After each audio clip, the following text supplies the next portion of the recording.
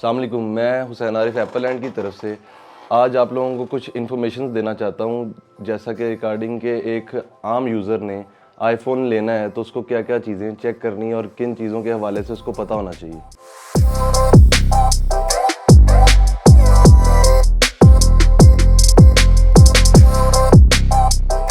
Sir ये meth जो है ना, ये कस्टमर को ज़्यादा पैसे देने पे मजबूर करती है और कुछ भी नहीं। हाँ, अनटिल और अनलेस अगर आप एच के वेरिएंट जो डुअल फिजिकल है, अगर आप उसको लेते हैं तो वो थोड़ी सी प्राइस, उसकी जो प्राइस रेंज है वो ज़रा हाई होती है, ठीक है। उसके अलावा जितने भी वेरिएंट्स हैं उनमें कोई फ़र्क नहीं है। हाँ, जापान मॉडल में एक इशू था शटर की आवाज़, ठीक है, लेकिन अब वो अपडेट के बाद वो भी बंद हो चुकी है। LLA हो, UK हो, जापान हो, AAA हो, TRA हो, वॉटेवर, कोई भी मॉडल हो, कोई फ़र्क नहीं पड़ता किसी भी चीज़ पे।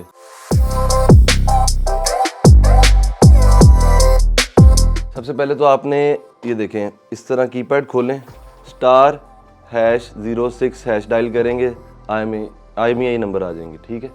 इनको आपने कॉपी पेस्ट करके 8484 पे मैसेज कर देना। दूसरा एक DVS PTA ऐप है, उसके थ्रू भी IMEI नंबर डालें तो आपको रिजल्ट आ जाता है, उसका वो लिखा आ जाता है प्रॉपर।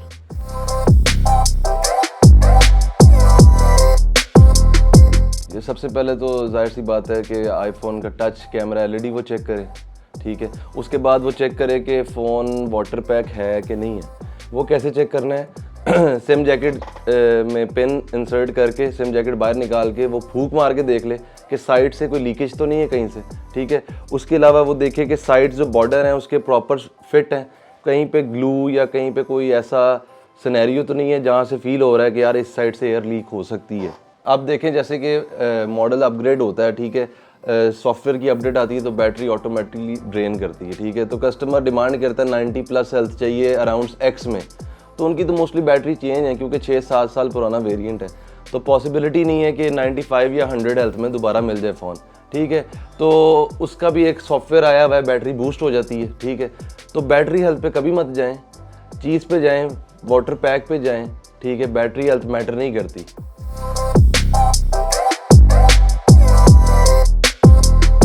अच्छा, रीफर्ब फ़ोन का एक सिंपल सा पकड़ने का तरीका है कि आप जर्नल में जाएं, अबाउट में जाएं, ठीक है।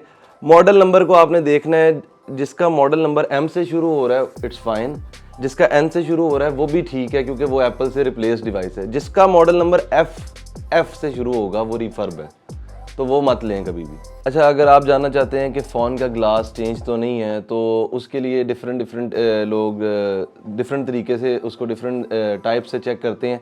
तो हम तो इस तरह चेक करते हैं कि फ़ोन को ऐसे रखना है और प्रोटेक्टर ना लगा हो फ़ोन पे, उसके ऊपर 2-3 पानी के ड्रॉप्स डाल के देखें। अगर वो drop as it is drop की शक्ल में ही है, ठीक है, और जब आप उसको यूं कर रहे हैं वो ड्रॉप की शक्ल में ही गिर रहा है, ठीक है, स्क्रीन पे फैल नहीं रहा पानी, तो आपकी स्क्रीन ओरिजिनल है, ठीक है। अदरवाइज वो चेंज हो सकती है।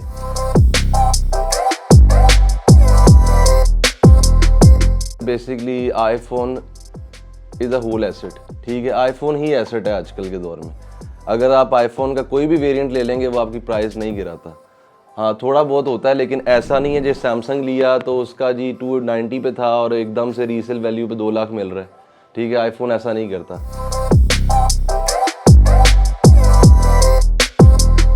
ये डिपेंड करता है कस्टमर पे। कुछ कस्टमर्स होते हैं जिनको बॉक्स पैक ही चाहिए चाहे जो मर्जी हो, लेकिन जो इंपोर्ट के फ़ोन्स होते हैं सारे, वो मैं उनको बेहतर समझता हूँ इस लिहाज से। लेकिन बॉक्स पैक भी ठीक है, दोनों ठीक हैं, लेकिन ये है कि प्राइस डिफरेंस में 30-40 हज़ार का फ़र्क आ जाता है।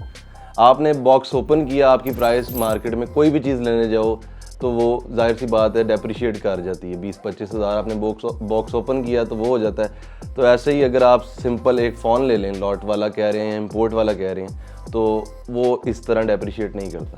क्योंकि जो इंपोर्ट का सामान आता है, जितने भी फ़ोन्स आते हैं उनका सेम टाइम भी 4 मंथ्स पूरा होता है, ठीक है। बाहर से थोड़ा लाइक ये है कि 3-4 मंथ्स वारंटी में वो यूज़ हो चुका होता है। एप्पल नॉन एक्टिव नहीं होता, बॉक्स पैक सिर्फ एप्पल नॉन एक्टिव होता है, लेकिन 4 मंथ सेम टाइम उसका भी होता है और इनका भी होता है। तो बेहतर यही है कि पैसे बचाए जाएं।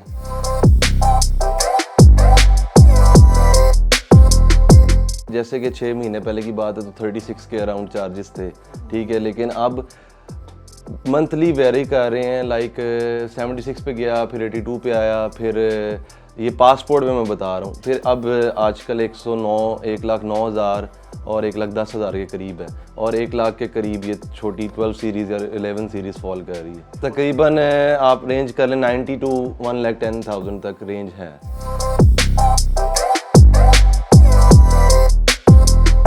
बेसिकली देखें, ये जो एक कस्टमर होता है जो PTA अप्रूव फ़ोन लेता है और एक होता है कि जो नॉन PTA लेता है, उन दोनों में फ़र्क यही है, सिर्फ इतना सा है कि एक चीज़ आप ले रहे हैं ना नॉन PTA, एक कस्टमर के पास बजट इशू थोड़ा कम है तो वो नॉन PTA ले रहा है और वो 4 मंथ सिम चला रहा है कि यार 4 महीने में चला लूँगा, उसके बाद मैं PTA करवा लूँगा, बजट अपना ठीक मतलब कि इंक्रीज़ करके या जोड़ के जो भी व्हाटएवर उसने करना है, तो वो भी सफिशेंट है। लेकिन अगर एक बंदा PTA फ़ोन ले सकता है, अफोर्ड कर सकता है, तो ज़ाहिर है उसमें और उसमें मार्जिन है, 20 से 25 हज़ार का मार्जिन हो जाता है। लेकिन देखा जाए तो 4 महीने में कॉस्ट जो डेप्रिशिएट करती है वो भी अराउंड वहीं पे पहुंच जाती है, तो कोई मेजर डिफरेंस नहीं है दोनों में, डिपेंड करता है आपके बजट पे। तो यूज़र्स, जितना मैं एक आम यूज़र को या कॉमन यूज़र को जो भी इन्फॉर्मेशन दे सकता था मैंने दी हैं।